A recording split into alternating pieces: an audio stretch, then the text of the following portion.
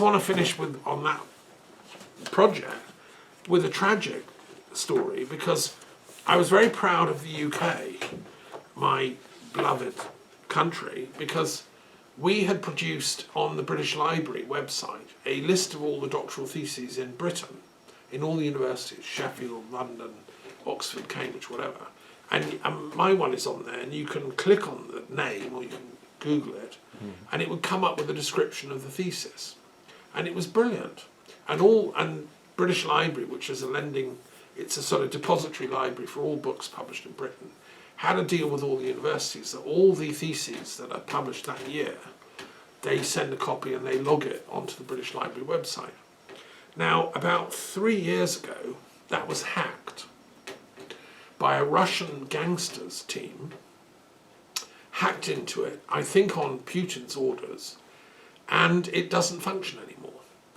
Now that's intellectual terrorism by Putin, the mobster, the gangster, attacking the British mind and the work of intellectuals like me. It's like they're jealous of, Britain's a tiny little country, but we were really good at science, we're really good at knowledge. We had the universities of Oxford and Cambridge and London, and we have brilliant thinkers and scholars and scientists over the last 500 years. And Putin was annoyed at this. So what he did was he hacked and destroyed our list of doctorates. So it's the opposite to what I'm saying. I'm saying, Putin, get your boys to release our website, please. Let's build together a catalogue of all the Russian universities. I know brilliant intellectuals in Russia. I've worked with philosophers and people in Moscow for many years.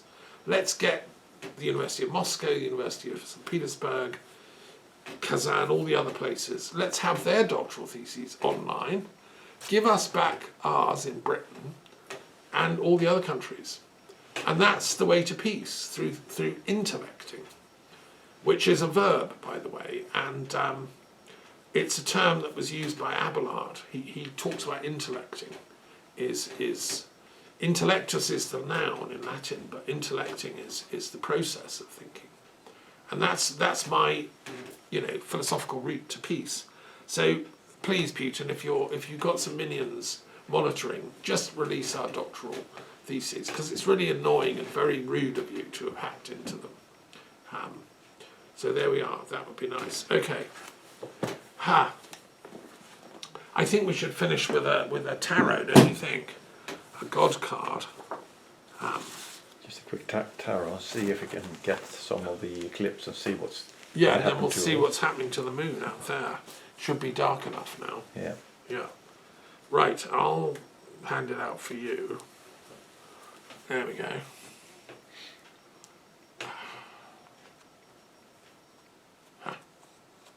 Okay, I'll do that one. Okay, fine. Seems like that's what it decided. That's the one it wanted. Yeah. Yeah. Right. And then 8 of Plutus. Oh, that's interesting.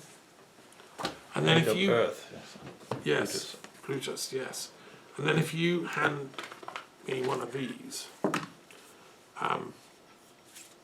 then I'll choose one of the Goddess tarot. So we've got one each. These came from my daughter Sophia. Bless her. Right. See if she's made a choice for you tonight. Okay, let's have a look here. Right. Should be something about the moon. Oh.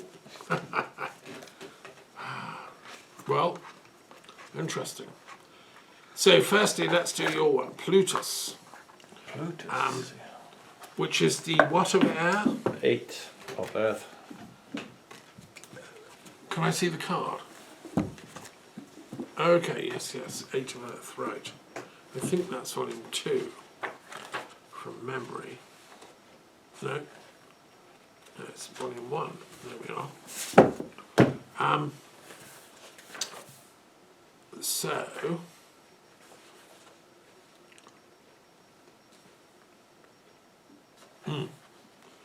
well, he's called Plutus, but also Hades, and he's the god of the underworld.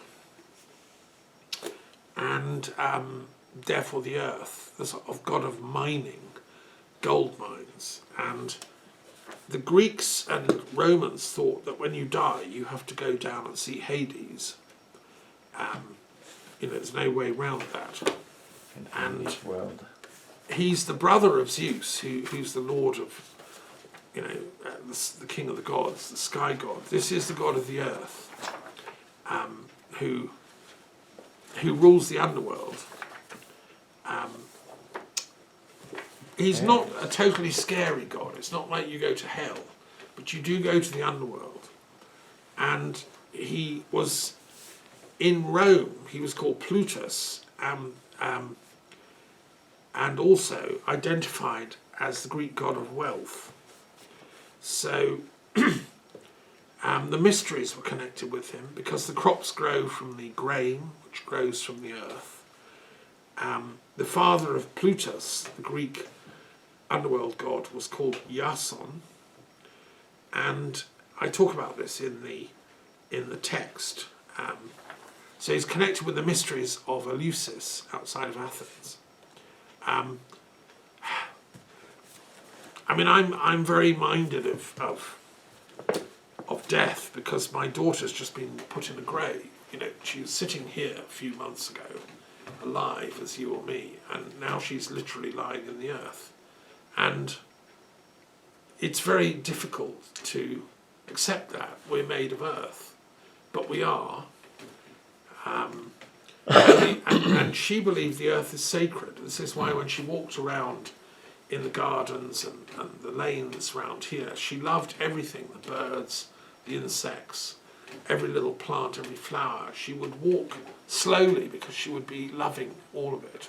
And I think if we can remember our love for nature, then we become immortal, I think, because we realise that even when we die, our soul is still connected to Gaia. And that, I think, is what the mysteries are about. Demeter, the goddess, is the one that grows the grain, which, mysteriously comes up each year. And there was a time, one September, my daughter came to the Castle of the Muses in Scotland, and we did a little play performance, because she liked theatre like me. We did a little play of the Demeter Persephone story. Persephone gets lost and gets into the underworld, captured by Hades, but is then rescued and comes back. And during the dark time when she's in the underworld and Demeter couldn't find her daughter and was weeping, everything died because the goddess stopped allowing things to grow. And so all the gods got together to try and find the lost Persephone. I was thinking about grief in mythology, going through grief over the loss of my daughter, and it's like she's gone to the underworld. And I want to bring her back. And to me, it's like the world is in mourning, in the grief period of darkness. And I'm not alone. There are tens and tens of thousands of people in Gaza who are mourning for their killed children, who are now rubbled. And it's going on in Ukraine. It's going on in Yemen. It's got to stop. We've got to do the mysteries again, so we remember our immortality. We remember our ancestor worship is universal. Every culture, that's why I love the Druids. They're not big, powerful religion. They're a tiny little thing. The Celts, there's very few Druids, but they're very precious.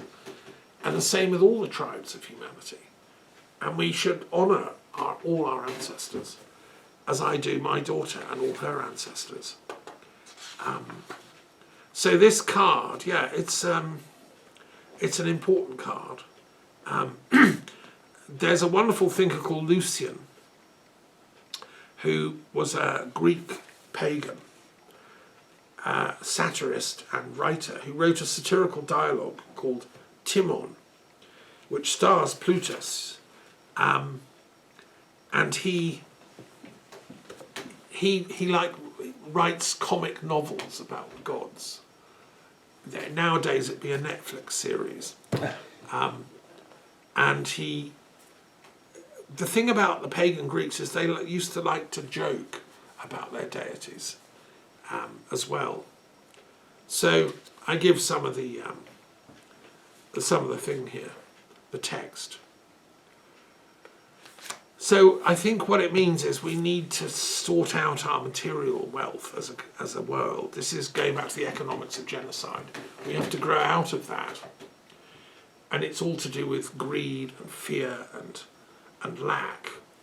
And realise that we're all supremely wealthy on this planet. We all share it. We better get on with sharing it. And work out how the temple of Plutos, which was in Eleusis, can make us work together for peace. So that's that one. That's read the text. It's quite a complicated card. And then the other one I've got, the goddess. Well, she's come back for round 2. We've got Joan of Arc again. Oh dear. And we had this, I think, just 2 weeks ago. 2 weeks ago. She's the warrior of light. And she's France. She's representing the soul of France, and that's important. And I think the other thing I want to say is I've just finished publishing a book of the Conference on Peace and Non-Violent Action in India, which I've been going to for years, run by the Jains. And my daughter Sophia did an essay for them and gave a presentation, which I've just got a clip of. The true warrior doesn't need to use outer weapons. They use non-violent intellecting. That's the highest form of philosophy. And that's why the Druids never physically fought. We weren't warriors, but we would direct the warriors. So Merlin doesn't go into battle, but he directs the knights of the Round Table and says where they need to go. And my work is addressing the Merlins of the planet. We need to rein in the warriors because they've gone wild. They've gone wild. They're acting like very naughty, testosterone-fueled, ketamine drugged up crazies. They need to be reined in by the Merlins of the planet. And that's what my daughter's card is telling us, I think. We're not going to get peace till they're taught. And this is where education comes in. This is the point of doing philosophy clubs and teaching, is to tell the kids, stop misbehaving. Honour the ancestors of your enemy.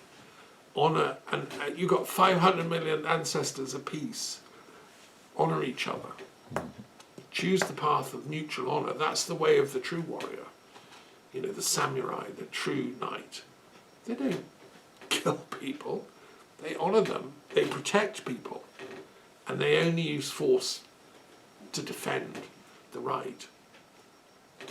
I think that's what Joan's come in for.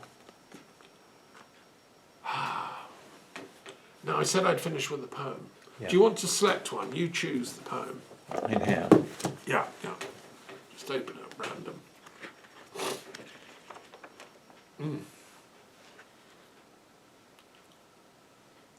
Give thanks for the people in my heart. Okay. Okay, this is poem 28 of my daughter Sophia, who's joining us. And this is a picture of me and her at a tree, an oak tree, in Breeden Hill, where I got very deeply into studying Druidry and things. She used to come and visit. Bless you, Sophie. So this is a little poem. I give thanks for the people in my heart. I give thanks for the sunlight on my face.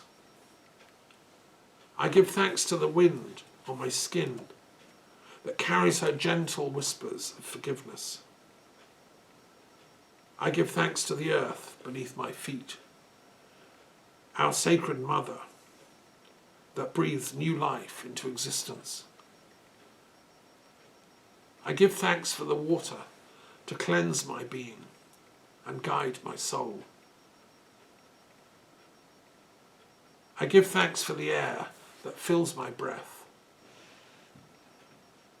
I give thanks to the trees for their being and breathing with me.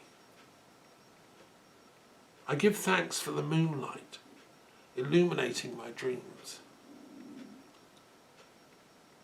My deepest, humblest gratitude for all there is, all there was, and all that is yet to become. May all beings find their peace, their place, and their presence. Eternal gratitude for this opportunity to grow. I honour you. I am you. We are one.